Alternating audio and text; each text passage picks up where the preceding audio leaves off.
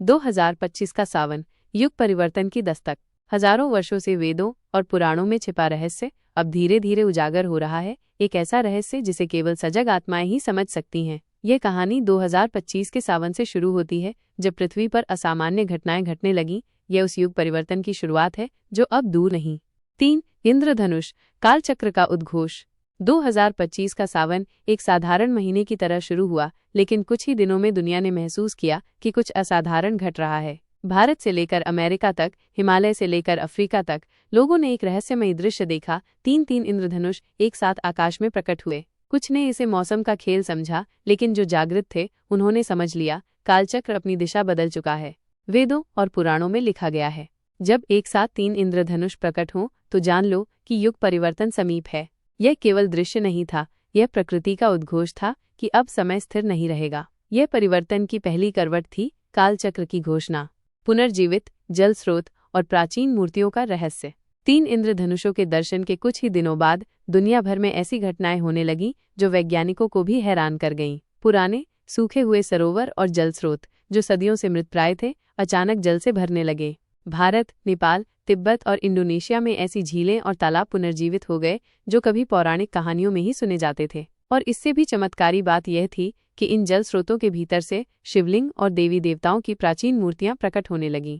यह वही संकेत था जिसका वर्णन भविष्य पुराण और स्कंद पुराण में किया गया है।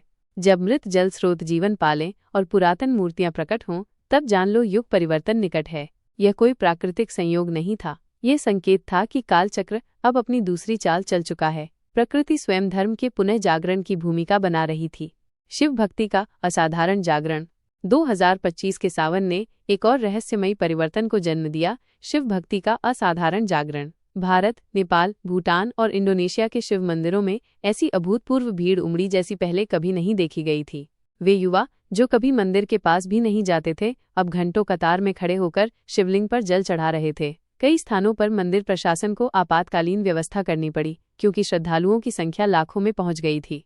लिंग पुराण में स्पष्ट कहा गया है, जब युग परिवर्तन निकट हो तो शिव भक्ति अपने चरम पर पहुंचती है। कालचक्र की गति को नियंत्रित करने वाले केवल महादेव हैं। यह केवल भक्ति नहीं, यह था एक आंतरिक आह्वान, आत्मा की पुकार। शिव स्वयं अपने भक्तों को बुला रहे थे, क्योंकि अब युग परिवर्तन की वेला आ चुकी थी। धरती की आंतरिक चेतावनी, कंपन और रहस्यमयी ध्वनियां। 2025 का सावन धीरे धीरे भय और विस्मय का महीना बनता जा रहा था। एक रात जब संसार सो रहा था, कुछ लोगों ने एक अजीब कंपन और धरती के भीतर से आती रहस्यमयी आवाजें सुनी। कहीं हल्की गूंज थी, कहीं जमीन थरथरा उठी। पर्वतीय क्षेत्रों, पुराने मंदिरों के आसपास और यहाँ तक कि आधुनिक शहरों में भी जमीन के नीचे से आती ध्वनियां लोगों को विचलित करने लगीं। भूवैज्ञानिकों ने इसे प्राकृतिक हलचल कहकर अनदेखा कर दिया, लेकिन जो धार्मिक और जागरूक साधक थे उन्होंने इसे तुरंत पहचान लिया। गरुड़ पुराण और भविष्य पुराण में कहा गया है, जब धरती स्वयं अपने हृदय से बोलने लगे, तब समझो कि कालचक्र अपनी अंतिम तैयारी में है। पृथ्वी जब थरथराने लगे बिना किसी भूकंप के, तब युगांत समीप होता है। यह धरती का आंतरिक चेतावनी संकेत था। प्रकृति स्वयं पाप के भार से कराह रही थी। अब केवल मनुष्य ही नहीं, धरती भी युग परिवर्तन के लिए तैयार हो रही थी। चेतना में जागृति, धर्म ग्रंथों की ओर वापसी।